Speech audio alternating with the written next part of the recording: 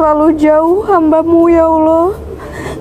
Kayak Jadi kalau dia katakan bahwa mendengar lagu membuat dia giat beribadah, bersalawat kepada Nabi, itu hanya tipu daya syaitan saya. Bersalawat sambil bernyanyi-nyanyi, ini termasuk bid'ah mengada-ada dalam agama. Tidak ada contoh dari Rasulullah SAW menyanyi diiringi musik lagi, bahkan tidak jarang sambil berjoget-joget. Na'udzubillah. Ini bisa jadi jemaah sekalian termasuk penghinaan kepada syariat Islam, kepada ibadah salawat kepada Nabi SAW. Kenapa? Karena musik itu sendiri adalah maksiat. Bagaimana mungkin seseorang beribadah kepada Allah sambil berbuat maksiat?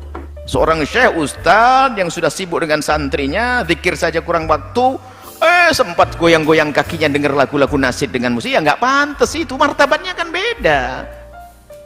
Jadi mohonlah jangan seseorang itu mengukur dengan diri sendirinya. Iya, Anda sudah nggak dengar musik nggak ada masalah. Anda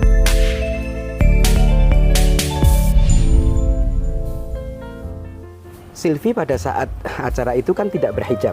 iya, Sekarang Silvi datang dengan hijab ini, ada ceritanya gimana? insya Allah. Sebetulnya Silvi juga minta doanya ke Abi. Amin. Semoga bertahan Abi. Amin. Insya Allah. Doain ya teman-teman. Doain biar Silvi tetap sesuai dengan ajarannya. Amin. Amin. Dengan sunnahnya. Amin. Dengan kewajibannya. Insya Allah. Mungkin bisa merubah juga Bi. Bisa merubah sedikit-sedikit. Amin. Amin.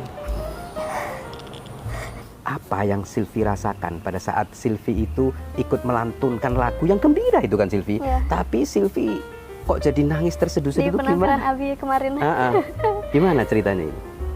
Kayak merasa amazed sama kondisi yang ada di sekitar Bi. Oke. Kayak penonton bergemuruh, bersolawat bersama-sama gitu Bi. Apa saya terlalu jauh yang udah saya jalanin ini Bi, hingga saya lupa seharusnya bersolawat tiap hari. Seharusnya kita melantunkan solawat itu. Melihat gemuruhnya orang-orang mengagung-agungkan Rasulullah Bi, sampai speechless, sampai nggak kontrol muka ya Bi. Karena menangisnya itu. Ya Allah, terlalu jauh hamba-Mu ya Allah. Kayak ya Rasul, maafin Silvi.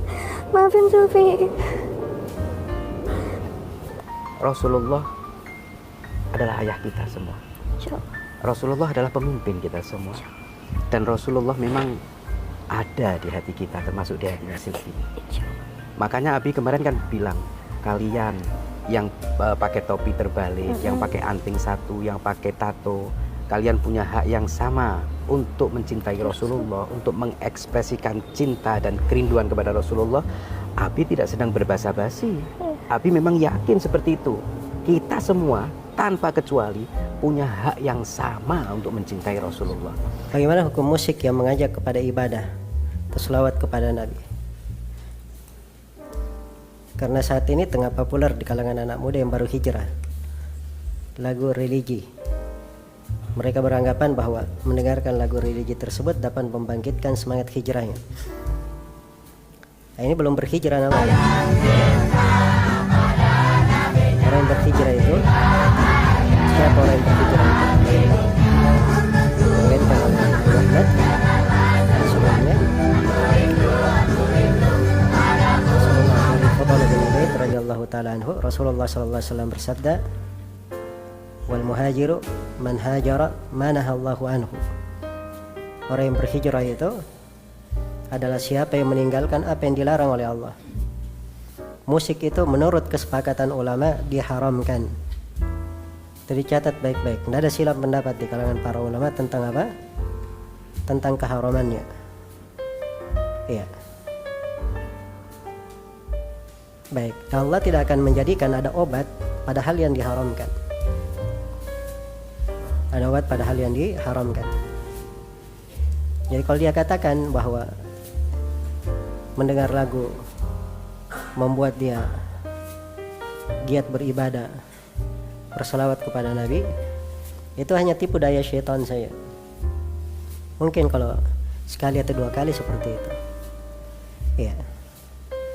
Musik itu mendatangkan kemunafikan di hati, membuat hati keras, menyesatkan dari jalan Allah. Wa minan nasi may yashtari lahwal hadith liyudilla an sabilillah.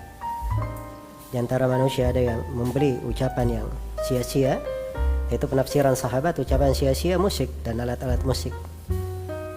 Untuk akibatnya dia disesatkan dari jalan Allah. Bagaimana dia bisa mengatakan bahwa dirinya membangkitkan dirinya untuk apa? Untuk ibadah. Ya. Dan ini sudah kena musibah sebenarnya, sebab dia menganggap bahwa dia bisa beribadah kalau dengar musik. Itu sudah kena musibah dari sisi itu. Iya. Salah satu bahaya musik itu dia memalingkan dari Al-Quran. Seorang itu kalau baca Al-Quran, nah itu bertambah keimanan, semakin beribadah, semakin cinta kepada Nabi SAW. Bersalawat sambil bernyanyi-nyanyi, ini termasuk bid'ah mengada-ada dalam agama. Tidak ada contoh dari Rasulullah SAW, tidak pula dari para sahabat radhiyallahu taala anhum ajmain. Kemudian yang ke-9, salawat diiringi musik. Ini lebih parah lagi. Menyanyi diiringi musik lagi, bahkan tidak jarang sambil berjoget-joget. Na'udzubillah. Ini bisa jadi jemaah sekalian termasuk penghinaan kepada syariat Islam, kepada ibadah salawat, kepada Nabi SAW. Kenapa? Karena musik itu sendiri adalah maksiat. Bagaimana mungkin seseorang beribadah kepada Allah sambil berbuat maksiat? Musik itu maksiat berdasarkan kesepakatan ulama 4 madhab, berdasarkan hadis-hadis yang sahih. Di antaranya Rasulullah SAW menegaskan, la yakunanna aqwamun min ummati yastahilluna al-hira wal harira wal khamra wal ma'azif. Akan ada nanti segolongan dari umatku yang menghalalkan zina, sutra bagi laki-laki, khamar dan alat-alat musik. Alat-alat musik hukumnya haram. Tegas Nabi SAW mengatakan, bagaimana mungkin digunakan ketika bersalawat kepada Nabi SAW. Ini secara tidak langsung adalah penghinaan. Maka hati-hati. Dalam beragama itu ada martabat. Akan tapi untuk menghantarkan orang kepada tempat tersebut bermacam-macam caranya. Ada yang langsung dikatakan pergi dengan isyarat, dia bisa pergi ke tempat tersebut. Ada yang perlu dirayu, ada yang perlu dininabobo. Jadi ada orang diantarkan kepada kemuliaan bermacam-macam cara. Tujuannya adalah bagaimana orang itu sampai kepada kerinduan kepada Allah dan Rasulnya. Kalau seandainya caranya adalah, makanya caranya bermacam-macam. Dibacakan sejarah Nabi langsung nyambung, oke. Kadang perlu nasyid, oke.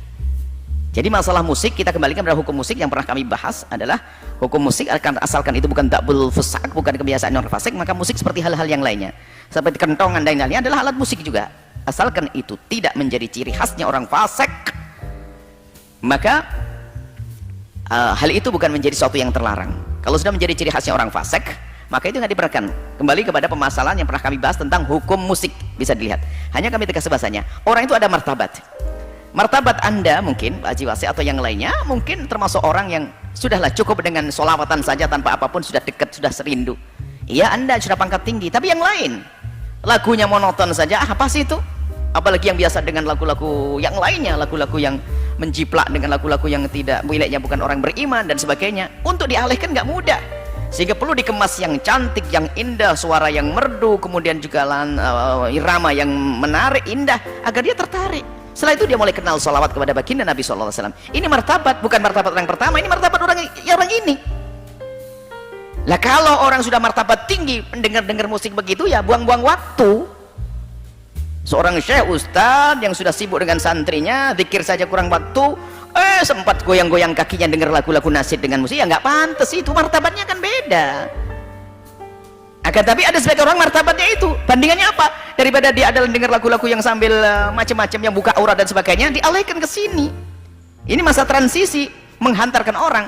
Artinya kita perlu menyesuaikan hal yang demikian ini. Jangan gampang kita mengatakan itu tidak boleh dan sebagainya. Sementara anak-anak muda kita juga perlu hiburan. Nggak bisa langsung kita paksa begini, nggak bisa. Dia perlu hiburan, maka dibuatlah nasyid sanjungan kepada Rasulullah dengan irama-irama yang indah. Tentunya harus konsekuen dong. Yang memberi irama itu jangan pasaran, jangan lihat pasar.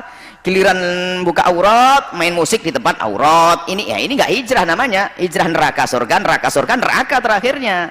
Jadi hijrah ya hijrah, saya akan nekuni musik ini, religi seperti itu, sudah nggak kemana-mana lagi. Tujuannya apa? Untuk menarik anak-anak muda itu. Kalau sudah anak muda dekat kepada Allah, zikir, nggak butuh lagi dengan alat musik kok. Jadi mohonlah, jangan seseorang itu mengukur dengan diri sendirinya. Iya, Anda sudah nggak dengar musik, nggak ada masalah. Anda bisa langsung baca Al-Quran, oke. Baca hadis Nabi, baca sholawat, sudah oke. Ribuan kali sholawat Anda sudah. Anda. Tapi yang lain belum tentu. Yang lain yang masih senang dengan musik-musik bermacam-macam, perlu kita giring perlahan dengan musik-musik yang indah. Tentunya akan menjadi musik ciri khas Islami. Cukup dengar ketukannya saja sudah nuansa Islami. Yang saya disebut dengan istilah religi, hal-hal yang diperkenankan dalam Islam. Seperti itu. Jadi hal ini adalah berbeda, ada makom fatwa, ada makom irsyad. Nah, irsyad itu memberikan petunjuk kepada orang, kepada yang lebih mulia. Sehingga kalau ada orang bertanya, musik bagi saya boleh enggak kira-kira? Ya enggak boleh lah untuk kelas kamu kok musik-musik begitu. Kamu kan kelas seorang guru turkoh, guru torekoh, guru fikih, habis masa ini enggak pantas. Dengar musik enggak cukup waktu untuk itu. Oh iya sudah. Kalau saya Ustaz, saya gimana? Siapa ente? Saya di kampus begini-gini, teman saya adalah pemusik band semuanya. Oh ya, boleh kamu tapi jangan itu yang salawat kamu. Ini model orangnya itu beda. Jadi kita itu dakwahnya para ulama dulu juga begitu, tidak langsung pangkas, nggak boleh ini, nggak boleh, disesuaikan. Cuman kita harus tahu bahasanya ini adalah masa transisi untuk menyeberang ke pulau seberang menuju ini. Kalau jangan balik lagi. Dan jangan menikmati di situ. Jadi seperti itu. Jadi kita juga mendukung anak-anak muda yang berkreasi untuk menciptakan syair-syair indah tentang sanjungan kepada Rasulullah, dibarengi dengan lagu-lagu yang menarik, untuk menarik mereka-mereka yang masih saat ini tenggelam di dalam dunia musik yang tidak jelas, atau bahkan yang jauh dari Allah, untuk dientaskan melek masing lihat musik nuansa Islami terus digiring sehingga nanti di saat dia kenal Allah, kenal Al-Quran, kenal sholawat, ini akan berkurang itu semuanya. Seperti itu. Jadi ada tahapan-tahapan di dalam kita mengajak orang kepada kebaikan. Jangan dianggap orang itu satu model, karena kesalahan dalam berfatwa dan berdakwah adalah menganggap orang satu model, nggak akan berhasil di dalam